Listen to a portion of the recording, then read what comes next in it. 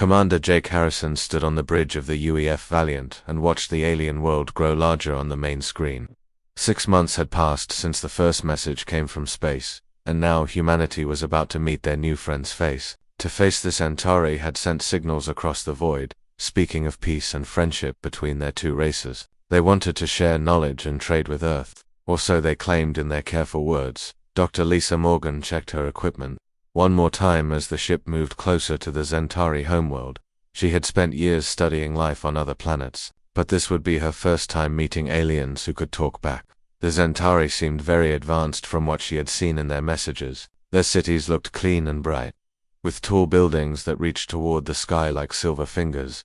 Chief Engineer Ben Collins worked at his station, making sure all systems ran smoothly for their arrival. He had read every report about Centauri technology that Earth Command had shared with the crew. Their energy systems were far beyond anything humans had built. They could power entire cities with devices no bigger than a small car. Ben hoped he would get a chance to see how their machines worked.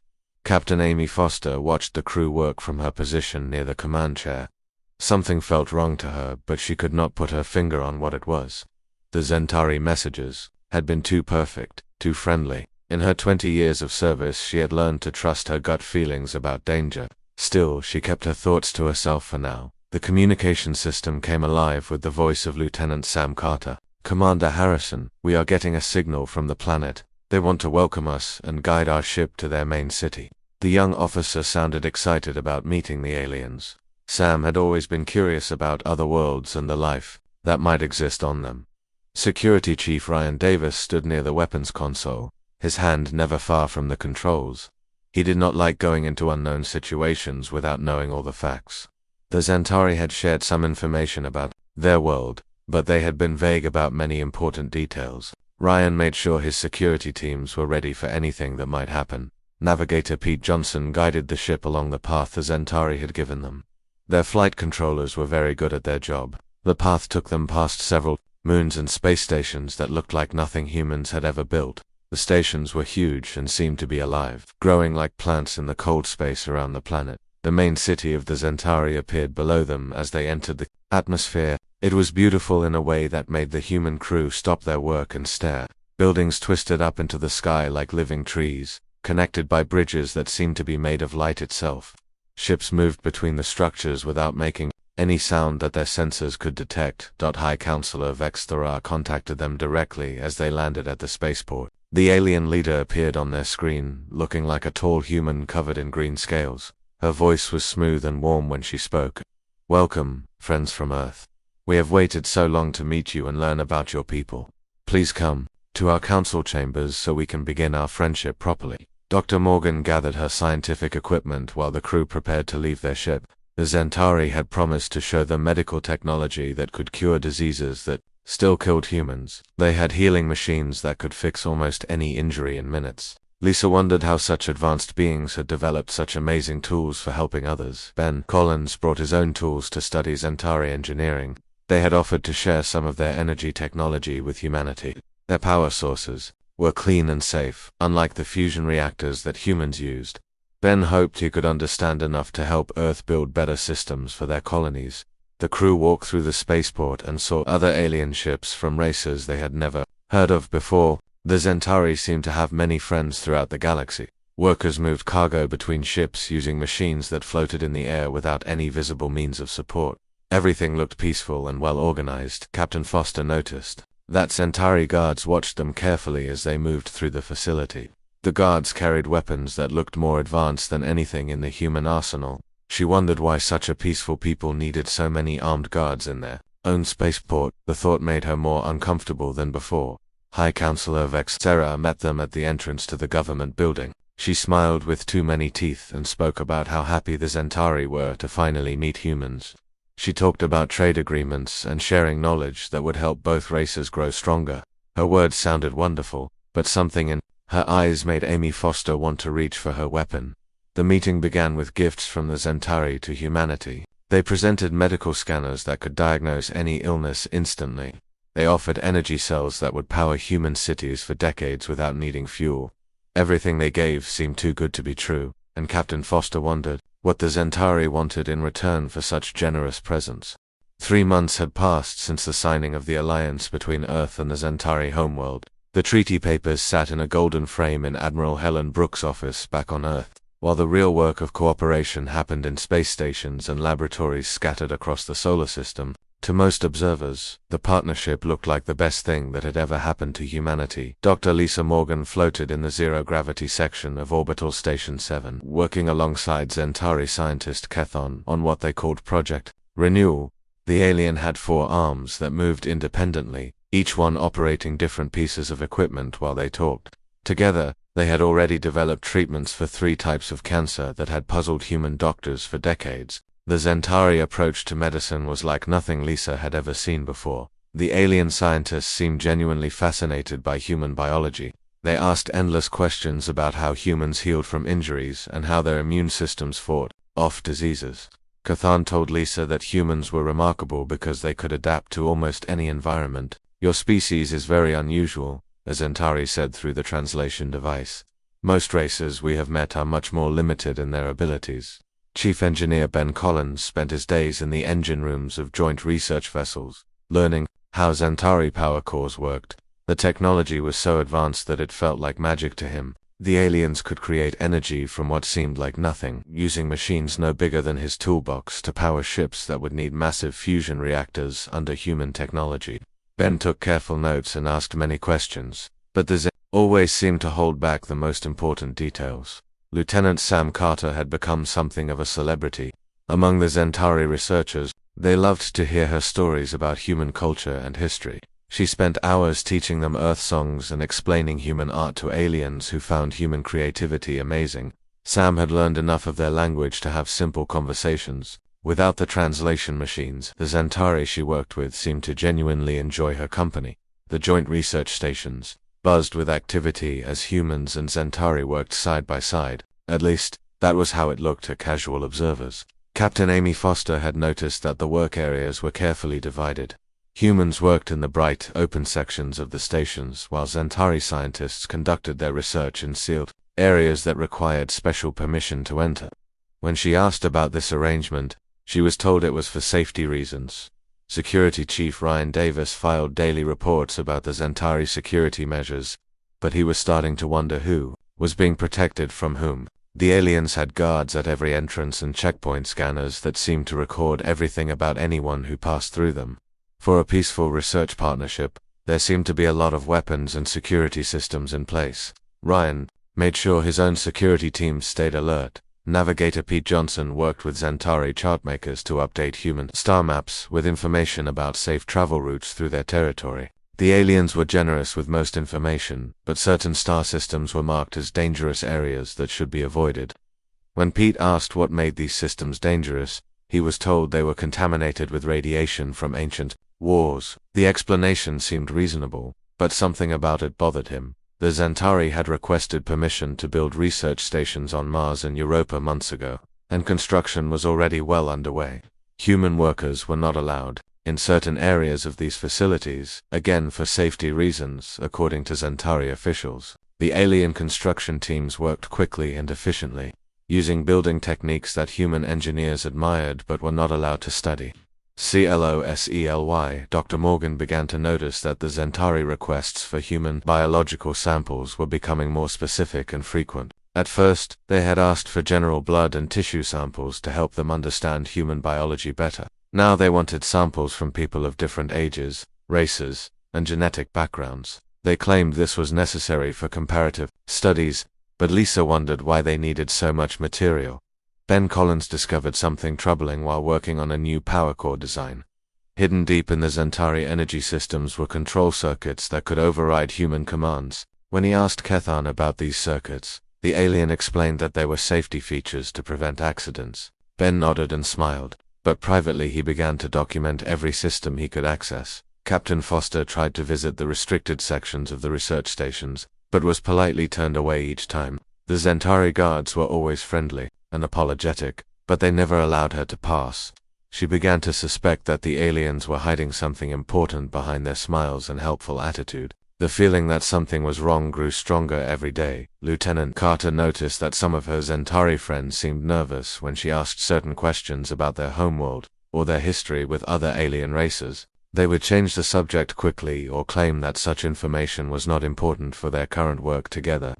Sam began to wonder what the Zentari were not telling their human partners. Commander Jake Harrison received regular reports from Earth Command about how well the Alliance was progressing. The Zentari medical technology was already saving thousands of lives, and their energy systems would soon power human colonies more efficiently than ever before. Everything seemed perfect, but Harrison could see the concern in his officers' eyes during their private meetings. Zentari had introduced humans to other alien species through carefully controlled meetings. These other races seemed happy to work with the Zentari, but they never stayed long enough for humans to ask many questions. Harrison noticed that these alien visitors always seemed tired and spoke very little about their own worlds or experiences with the Zentari. High Counselor Vexthera visited the human research stations regularly, always bringing gifts and promises of even greater cooperation in the future. She spoke about how much the Zentari valued their human partners, and how this alliance would benefit both races for centuries to come. Her words were always perfect, but Captain Foster noticed that the alien leader's eyes never seemed to match her friendly smile. Chief Ryan Davis had been waiting for this moment for weeks. The supply run to Europa Station was supposed to be routine, just delivering food and equipment to the Joint Research Facility. But Ryan had other plans. He had brought along a small team of his best security officers, and they carried scanning equipment hidden in their supply containers. Something was happening on Europa that the Zentari did not want humans to see. The shuttle landed at the main docking bay, and Ryan supervised the unloading of supplies with his usual professional manner. The Zentari station manager, a tall alien named Jexter, greeted them with the same friendly smile that all Zentari seemed to wear when dealing with humans. Ryan smiled back and made small talk about the weather on Earth while his team quietly positioned themselves around the station. Officer Kate Williams had volunteered for this mission because she was small enough to fit through maintenance tunnels that larger team members could not access. While Ryan distracted the station staff, Kate slipped away from the main group and found an access hatch near the storage areas. The tunnel system was designed for human workers, but it also led to sections of the station that were supposedly off-limits for safety reasons. Kate crawled through the narrow tunnels for almost an hour before she found what they were looking for. Through a ventilation grate, she could see a massive underground chamber that stretched far beyond what should have been possible on a research station. The room was filled with weapon systems that could destroy entire cities from space. Energy cannons lined the walls like teeth in the mouth of some giant beast. The weapons were all pointed in the same direction, toward Earth. Kate used her hidden camera to record everything she could see before carefully making her way back through the tunnels. Her heart pounded as she thought about what those weapons could do to the billions of people living on humanity's homeworld. The Zentari had built a secret military base disguised as a research facility. Back on the surface, Ryan finished his inspection of the supply delivery and prepared to leave with his team. He maintained his friendly conversation with Jack. While Kate rejoined the group, the Zentari station manager seemed pleased that the humans were not causing any trouble. He even invited them to stay for dinner, but Ryan politely declined, saying they had to return to their ship on schedule. The shuttle lifted off from Europa and began its journey back to the main fleet. Once they were safely away from the sensors, Kate showed Ryan the recordings she had made. The images of the hidden weapons made Ryan's blood run cold. There were enough guns in that chamber to level every major city on Earth in a matter of minutes. The Zentari had been planning this for months while pretending to be humanity's friends. Captain Amy Foster was conducting her own investigation aboard the research vessel New Horizon when Ryan's emergency message reached her. She had been trying to access Zentari computer systems for weeks, using her skills as a former intelligence officer to break through their security. The aliens were very careful about protecting their data, but Amy had found small cracks in their defenses. The information Amy discovered made her stomach turn. The Zentari computer files contained detailed maps of every human colony and military installation in known space. They had population counts for major cities and lists of important government officials. Most disturbing of all, they had genetic profiles of thousands of human individuals, organized by age, health, and what the files called breeding potential. Lieutenant Sam Carter was working late in the communications center when she intercepted something that changed everything. The Zentari had been using their own language for important communications. Thinking that humans could not understand their more complex speech patterns, Sam had been studying their language intensively. and she was beginning to understand more than her alien friends realized. The message Sam decoded was a progress report about something called Project Harvest. The Zentari were discussing biological integration protocols and shipping schedules for human genetic material. They mentioned collection facilities on several human colonies and referenced quotas that needed to be filled before the next phase of their operation could begin. Sam recorded everything and began working on translating more of their secret communications. Dr. Lisa Morgan had been growing suspicious of her Zentari research partners for days. They kept asking for more and more biological samples from humans, always with reasonable explanations that made sense on the surface. But when Lisa examined the equipment they were using to process the samples, she found devices that could sequence and catalog human DNA with incredible precision. The Zentari were not just studying human biology for medical research, they were building a complete genetic database of the human race. Lisa discovered hidden scanners in the medical equipment that the aliens had given to human hospitals. Every person who had been treated with Zentari technology had been secretly scanned and catalogued without their knowledge or consent. Chief Engineer Ben Collins was making his own disturbing discoveries in the engine rooms of the joint research vessels. The Zentari power cores that had been installed in human ships contained more than just energy generation systems. Ben found hidden communication arrays that could send signals to Zentari command centers. More alarming, he discovered, override codes that could shut down human ships remotely. The aliens had not just given humanity advanced technology, they had given them a way to control human vessels from a distance. Every ship that had been upgraded with Zentari power systems could be disabled instantly if the aliens chose to activate their hidden controls.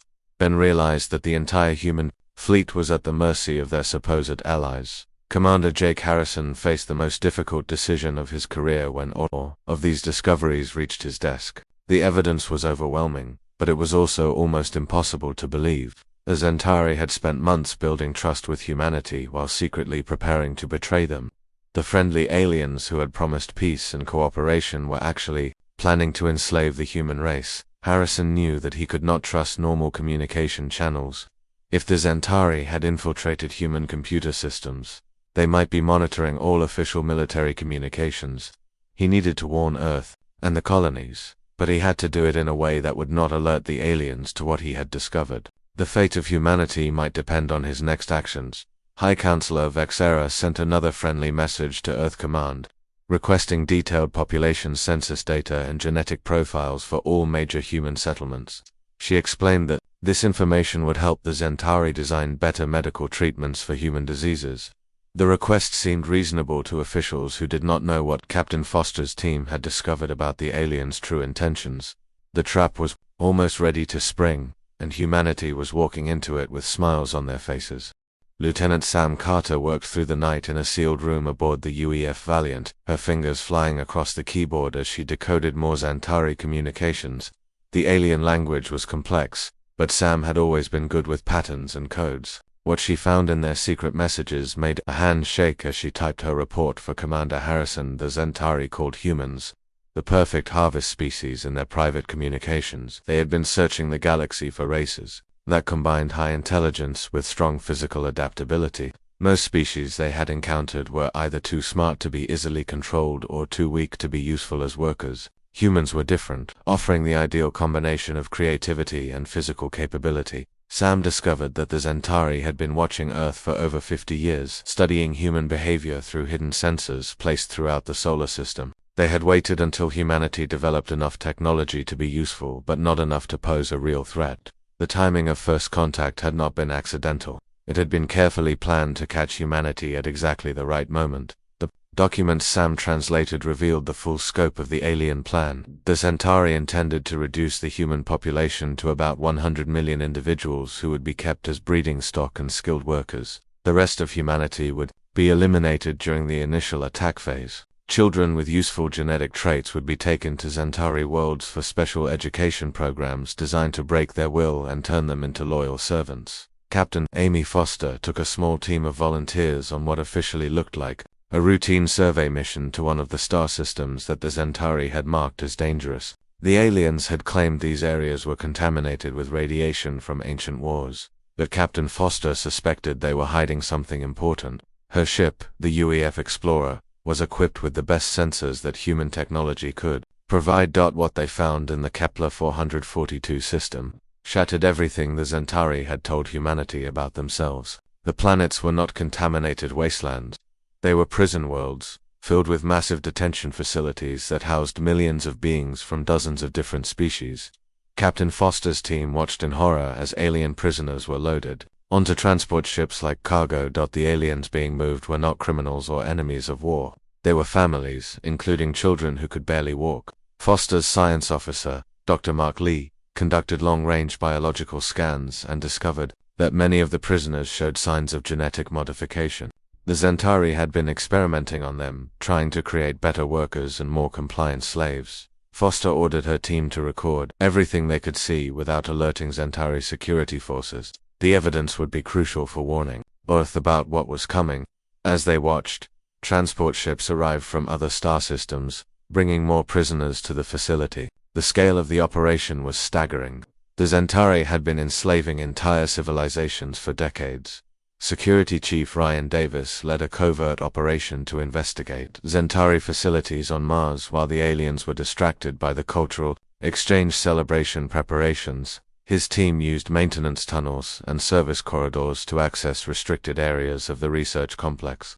What they found beneath the surface made even experienced soldiers struggle to keep their composure. Underground levels of the Mars facility contained processing centers designed to handle large numbers of human prisoners, holding cells stretched for kilometers beneath the Martian surface, each one capable of housing thousands of people.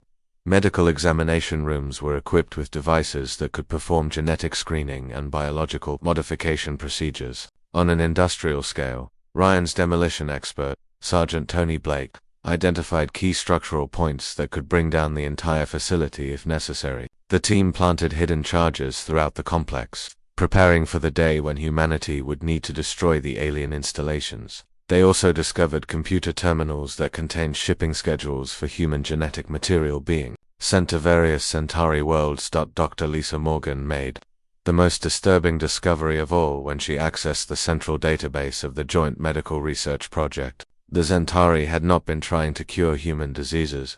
They had been studying human genetics to understand how to control the human reproductive system.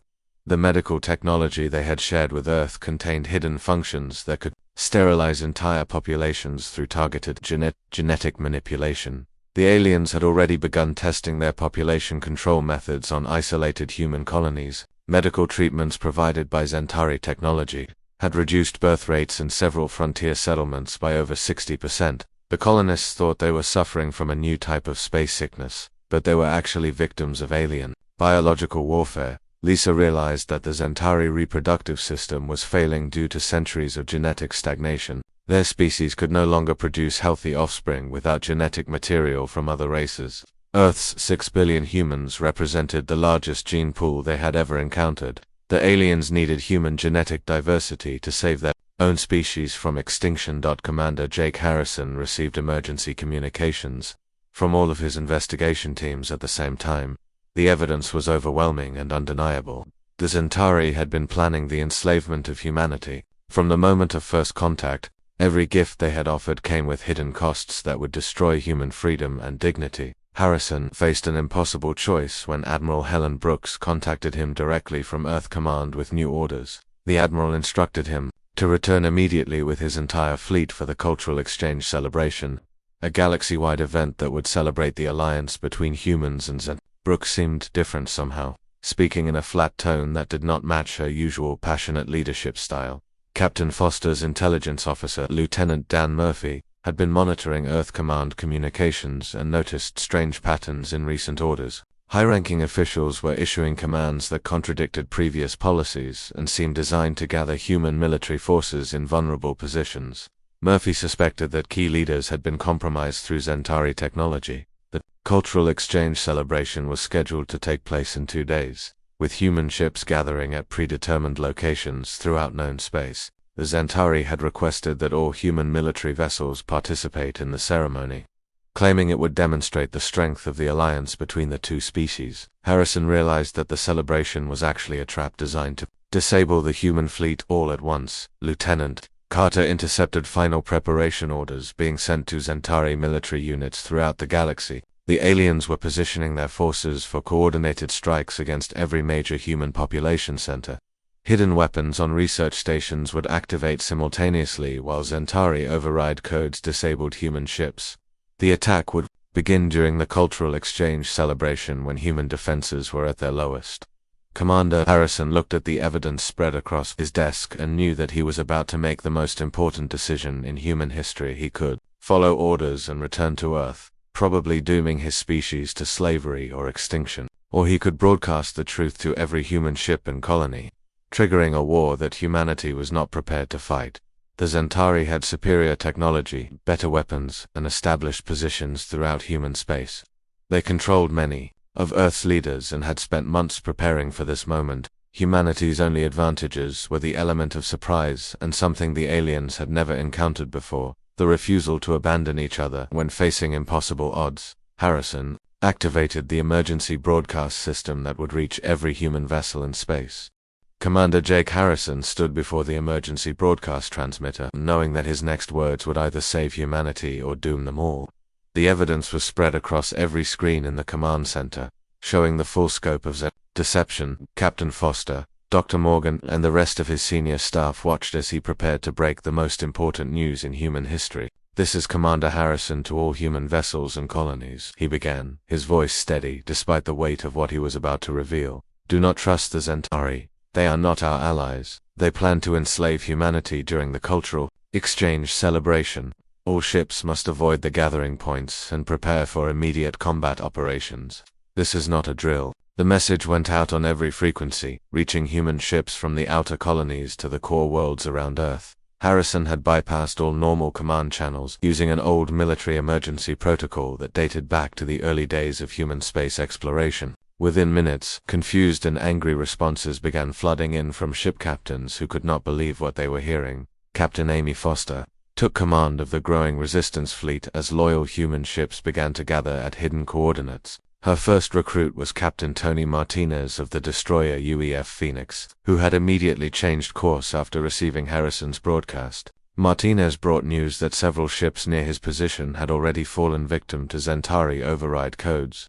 Their crews trapped aboard disabled vessels. The heavy cruiser UEF Liberty, under Captain Rachel Stone, joined the resistance fleet hours later, bringing with her recordings of Zentari forces attacking human outposts that had tried to resist the alien takeover. Stone reported that the aliens were moving faster than expected, activating their hidden weapons early in response to Harrison's warning. The war had already begun. Chief Engineer Ben Collins worked around the clock with his technical teams to find ways to counter Zentari technology. The aliens had built override controls into every piece of equipment they had shared with humanity. But Ben discovered that human creativity could turn those same systems against their creators. His teams began broadcasting modified signals that confused Zentari computers and disabled their remote control capabilities.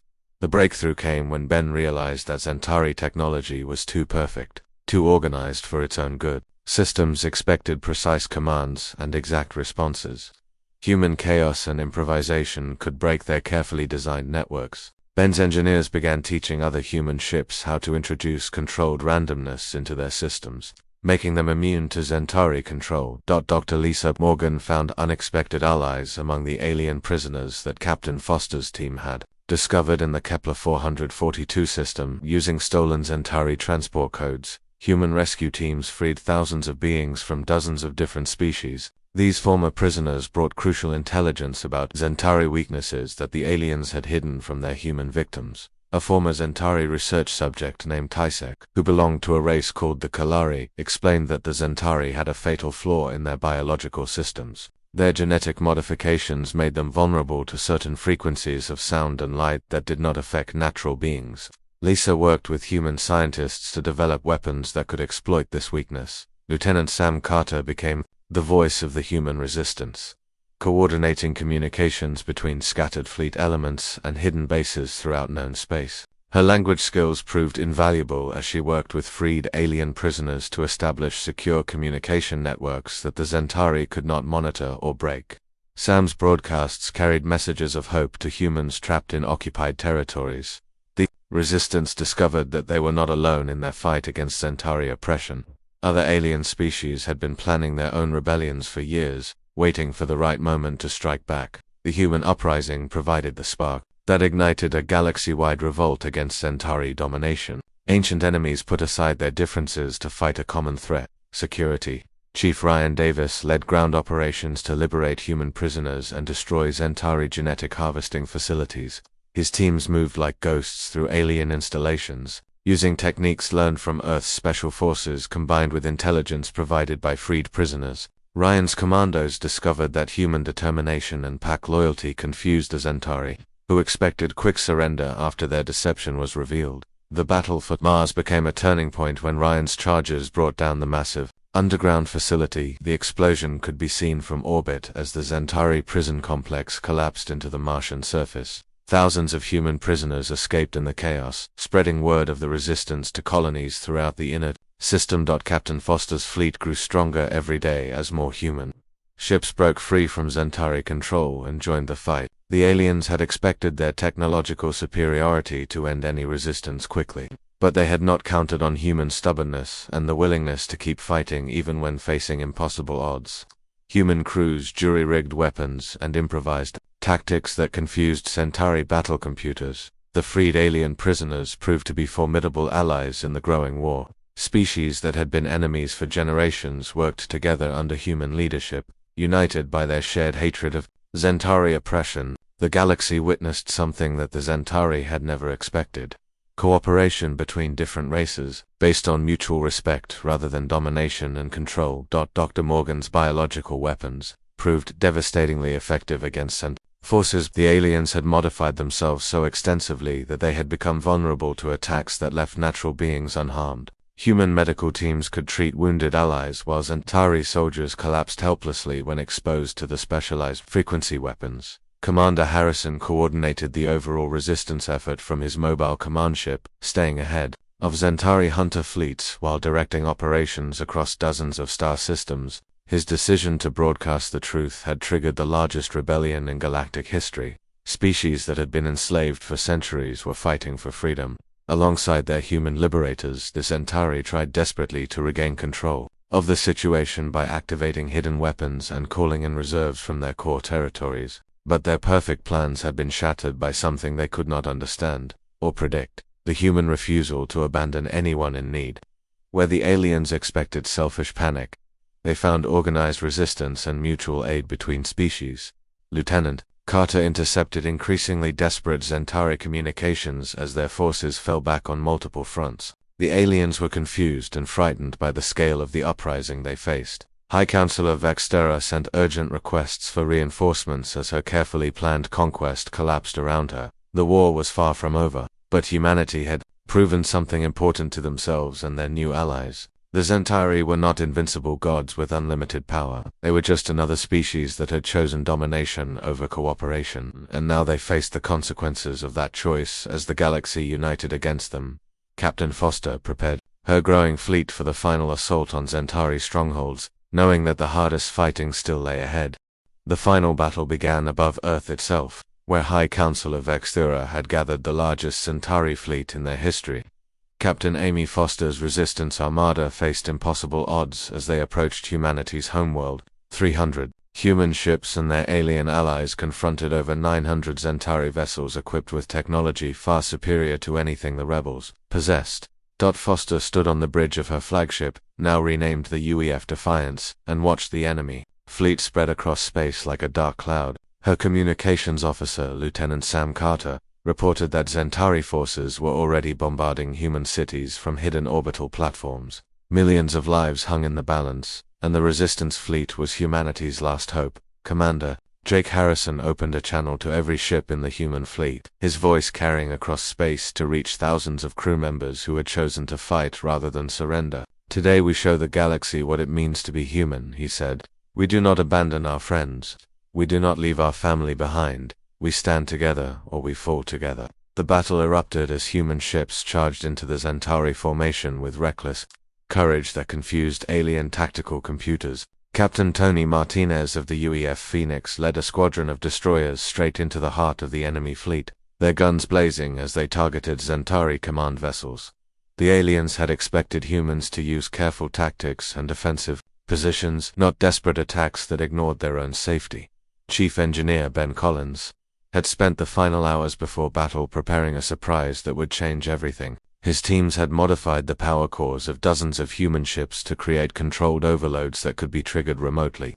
When Zentari forces moved in to capture disabled human vessels, Ben activated his trap and turned the ships into massive bombs that tore holes in the alien battle line. The Zentari reacted with fury and confusion as their perfect battle plans fell apart under human unpredictability. Their computer systems could not adapt fast enough to counter tactics that made no logical sense. Human crews sacrificed their ships to save others, creating openings that allowed smaller vessels to strike at critical targets. Dr. Lisa Morgan coordinated the deployment of biological weapons from her mobile laboratory ship. The frequency weapons she had developed with help from freed alien prisoners proved devastatingly effective against Zentari forces. Entire enemy squadrons fell silent as their modified biology turned against them, leaving their ships drifting helplessly in space. Security. Chief Ryan Davis led boarding parties that struck at Centauri vessels with lightning speed and brutal efficiency. Human marines fought through alien corridors with a ferocity that terrified their enemies. The Zentari had never faced soldiers who would rather die than retreat, and their own troops began to break under the psychological pressure. Sam Carter maintained communication between all elements of the human fleet while coordinating with resistance cells on the surface of Earth. Her broadcasts carried tactical information and words of encouragement to human forces fighting on a dozen different fronts. Sam's voice became a symbol of hope for everyone who refused to surrender to alien oppression. The tide of battle turned when Captain Rachel Stone of the UEF Liberty led a desperate assault on High Counselor Vextara's command ship. Stone's heavy cruiser had been badly damaged in the fighting, but she used her ship as a battering ram to break through the enemy's defensive screen. Her crew fought their way through the alien vessel's corridors in hand-to-hand combat. Commander Harrison boarded Vexara's ship with a team of volunteers, determined to end the war by confronting the Zentari leader directly. The aliens had retreated to their command center, where they made their final stand behind energy barriers and automated defenses. The battle for the ship's bridge lasted for hours as human and alien forces clashed in brutal close combat. High Counselor Vextara faced Harrison in the ruins of her command center, her perfect composure finally cracking as she realized that her people's conquest had failed. "You cannot defeat us," she said, her voice filled with desperate anger. "We are superior to you in every way. Our technology, our intelligence, our civilization, everything about us is better than your primitive species." Harrison looked at the alien leader with something that might have been pity. "You've studied our biology, our technology, our military capabilities," he replied. "But you never understood what makes us human.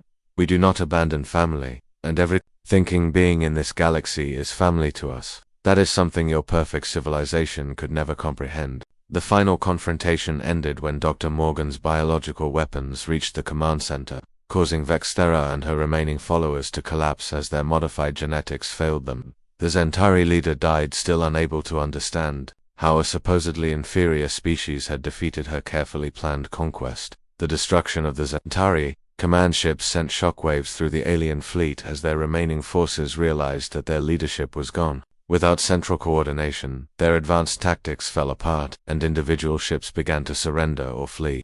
The human victory above Earth triggered uprisings throughout Zentari space as enslaved populations rose against their oppressors. Captain Foster coordinated the liberation of human colonies and alien prison worlds as Zentari resistance crumbled across the galaxy. The freed prisoners she had discovered months earlier became leaders in the new order that emerged from the ashes of the alien empire. Species that had been enemies for generations worked together to build something better than what came before. War crimes trials that followed lasted for years as the galaxy grappled with the full scope of Zentari atrocities. Commander Harrison insisted that surviving Zentari who had not participated in the enslavement programs be given fair treatment and the chance to rebuild their society.